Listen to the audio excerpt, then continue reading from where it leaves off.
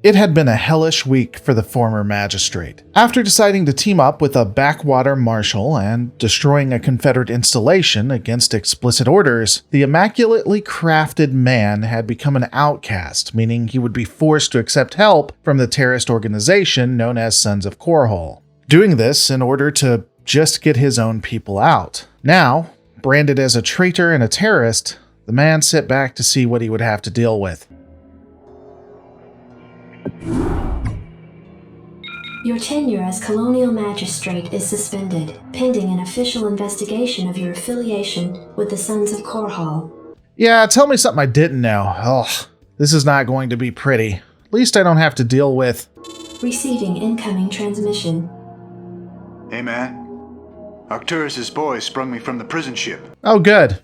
I'm glad Arcturus decided to save the main reason I became an active advocate of pro-choice opportunities. If not outright murder of all fetuses everywhere.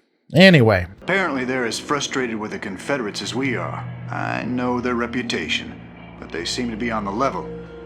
I think Arcturus wanted to speak with you. So, did he hire you as like, what, his secretary? Commander. Oh, I'm a commander now. Beats magistrate, I guess. Mar Sara is almost completely overrun by the Zerg. The Confederates are abandoning the planet. And so are we. However, there is one thing I'd like to do before we leave. I want you to raid this colony's Confederate outpost and retrieve whatever design or weapons schematics that you can find in their networks. With the chaos of the Confederates' evacuation, you shouldn't have any trouble getting in or out of their installation. Okay, don't hate that plan. The Confederates have some good tech. I'll go down and take care of it. I really don't need anyone to come with me. I'll just take a small group of... I'm into it. Sure. Why the hell not? Oh yeah. With most of the forces retreating, infiltrating the Confederate base wouldn't be a problem at all. The commander would give general orders while Raynor would lead the squad. It was going pretty easy. As expected, security was light. There was mostly civilians grabbing the last pieces of information before everyone got out. Oh hey, look, there are some non-combatants. Alright, just tell them to leave without taking anything. They're no match for you guys. Oh yeah.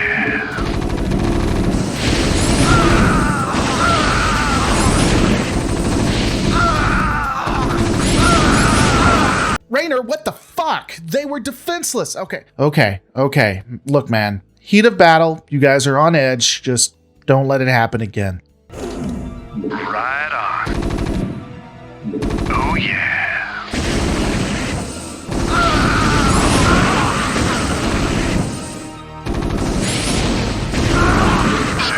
Holy fuck, how are we the good guys? The attack on the installation was pretty straightforward, as stated before. Raynor deactivated the security systems and was able to garner all of the required information. Oh yeah, you'll let wild animals out and not harm them, but God help a single mom trying to make it in the Confederacy if she's mopping the floors in this installation and you come busting in. Though, there were a few surprises. The Korhal brutes did discover the Confederacy had been keeping the Zerg in holding cells and experimenting on them. I don't believe this. Believe it. I saw Zerg within Confederate holding pens myself, and that was over a year ago. It's clear the Confederates have known of these creatures for some time. For all we know, they could be breeding the things. Be that as it may, our priority here is accessing the Confederate network. We'll deal with the Zerg another day. Huh. This isn't going to come back to haunt us in the future, I'm sure. As has been inferred, the attack on the facility was an amazing success. This meant Raynor, along with the other murderers in his group, would get out only having a few casualties. After assisting in stealing Confederate schematics, as well as killing innocent people, the well-endowed former magistrate, Raynor, and the remaining militia retreated with the Sons of Korhal to Antigua Prime. This would prove to be the right choice, as an unknown alien species descended upon Mar Sara not long after and destroyed every living thing on the planet. And even though no one has told the man who could impregnate a woman by looking at her who these aliens are directly, people continue to refer to them as the Protoss. Fun.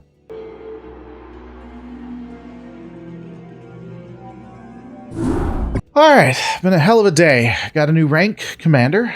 That's fancy. And I'm still working for a terrorist organization. Beggars can't be choosers. Anyway. Hey, man. Oh, look. Raynor. Yay. Headquarters has begun analysis of the discs. They expect to have them decoded shortly. I hope whatever's on those discs is worth it. It has the blood of innocent civilians who didn't have to die on it, so I personally hope there's an instant win button on it so that we don't have to fight anymore. Receiving incoming transmission from Arcturus, Minsk. Ah, this is going to be fun. You and Captain Raynor have done well, Commander. I believe our efforts have weakened the Confederacy's grip on the fringe worlds. But our job out here isn't done yet. Lieutenant Kerrigan, my second in command, will elaborate. Oh good, more terrorists to meet. I'll get straight to the point. Our sources tell us that Antigua Prime is ready to begin open revolt against the Confederacy. Unfortunately, the Confederates seem to be aware of this as well.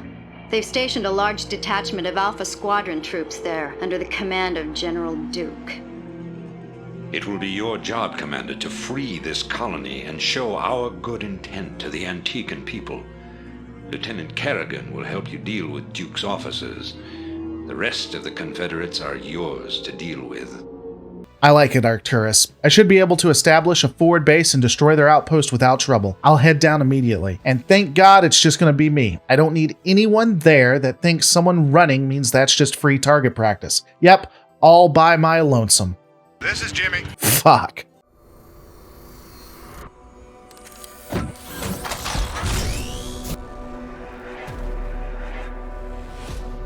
What's up, guys? I need your help. As many of you know, I rely on support from viewers like you to make a living.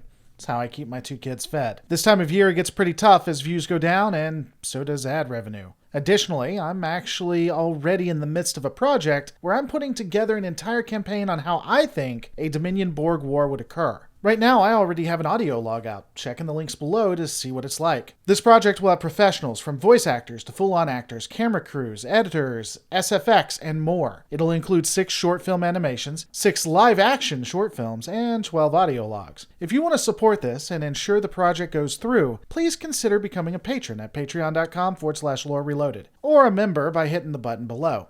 Again, patreon.com/lorereloaded, or hit that membership button as you see on YouTube. As little as $1 helps more than you think.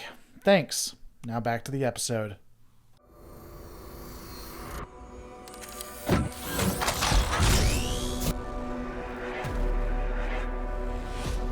Alright, well, I guess if you have to come, we can make this short. Let's get going. No way you'll lose my respect more. Let's just meet up with Kerrigan. Oh yeah. This should be good. Captain Raynor, I finished scouting out the area and... You pig! What? I haven't even said anything to you yet. Yeah, but you were thinking it. Oh, yeah. You're a telepath. Look, let's just get on with this, okay? Right. Fantastic. So now we can add misogynistic to Raynor, and apparently Kerrigan doesn't respect someone's personal thoughts. How are we the good guys again? Gotcha.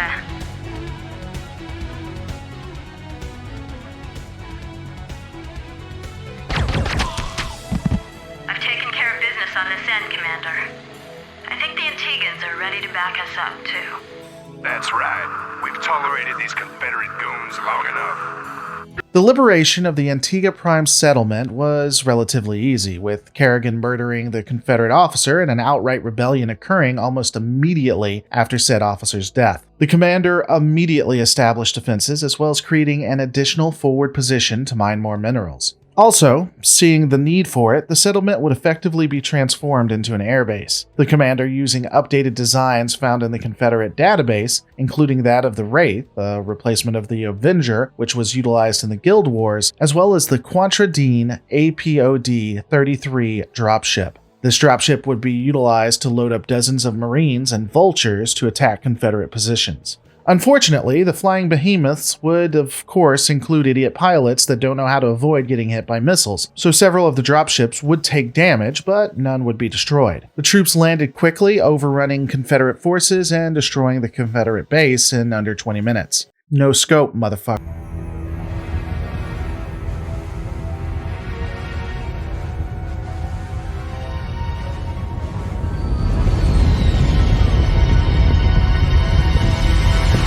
While the attack was occurring, NORAD II, the command ship of Confederate forces above Antigua, was isolated by Zerg forces and forced to crash land. The commander, having basically done all the work, returned from the field to enjoy the comforts of the base and discuss the next plan of action with those available.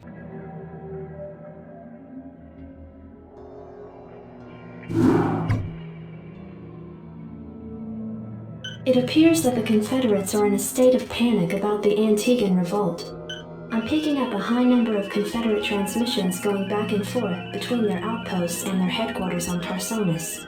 Most of the transmissions are heavily coded, but wait, here's something. There's a General Duke calling from Alpha Squadron flagship NORAD 2.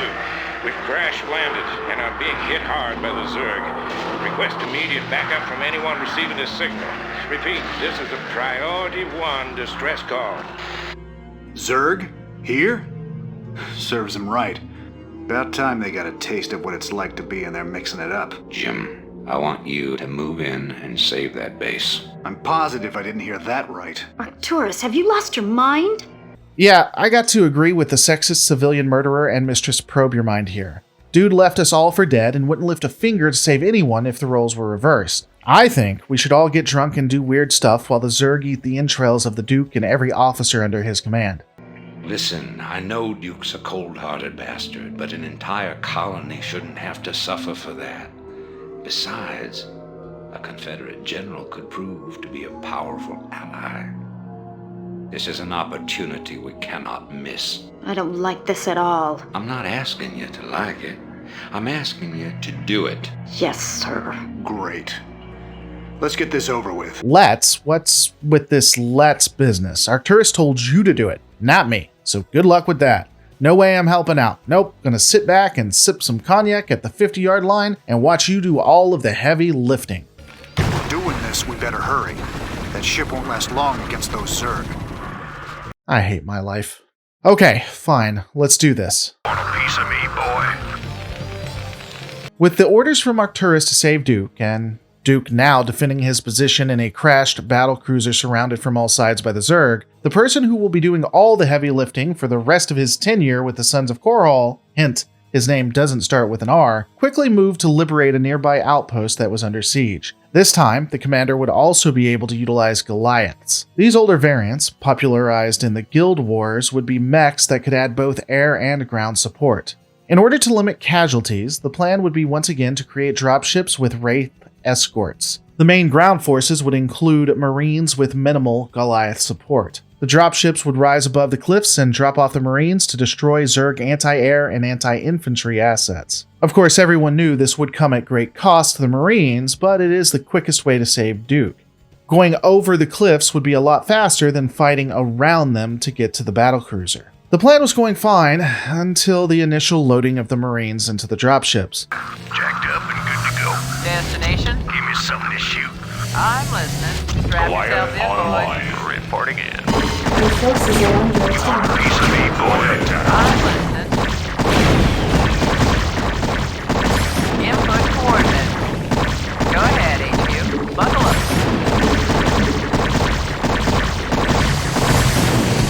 While the Marines were loading up, the Zerg would attack the furthest out airfield, destroying one of the facilities. The beasts would then move to attack the SCVs in order to stop resources from fueling the Korhal military complex. The dropship pilots, once again being the biggest idiots on God's green earth, would not drop the Marines in any kind of effective way. This would result in the death of several SCVs and, unfortunately, Marines as well. Though the Zerg would be repelled ultimately and the airfield rebuilt. The attack over the cliffs was largely successful, with only one squad and all Goliaths being lost. The Zerg were cleared out quite efficiently, if you ask me, and after that the commander realized that he had to actually escort Raynor to the downed battlecruiser, causing some confusion. Put coordinates. Just go, sir. In the five. You're about the last folks I expected to show up. What's your angle here, Minsk? Our angle? I'll give you an angle, you slimy Confederate piece of Jim, enough. I'll handle this. The Confederacy has fallen apart, Duke. Its colonies are in open revolt. The Zerg are rampaging unchecked. What would have happened here today if we hadn't shown up? Your point? I'm giving you a choice. You can return to the Confederacy and lose, or you can join us and help save our entire race from being overrun by the Zerg. I don't think it's a difficult decision. Join forces with you? I'm a general, for God's sake. A general without an army. I'm offering you a position in my cabinet, not just some backwater post. Don't test my patience, Edmund.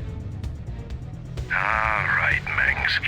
You got a deal. You've made the right choice, General Duke. I can't believe you're really gonna trust this snake. Don't worry, Jim. He's our snake now. Raynor arrived and the general would be saved, and then given command of all of the military forces of the Sons of Korhal. So we're giving a man who is willing to let colonists die because he was giving orders to command of our entire military. How are we the good guys again?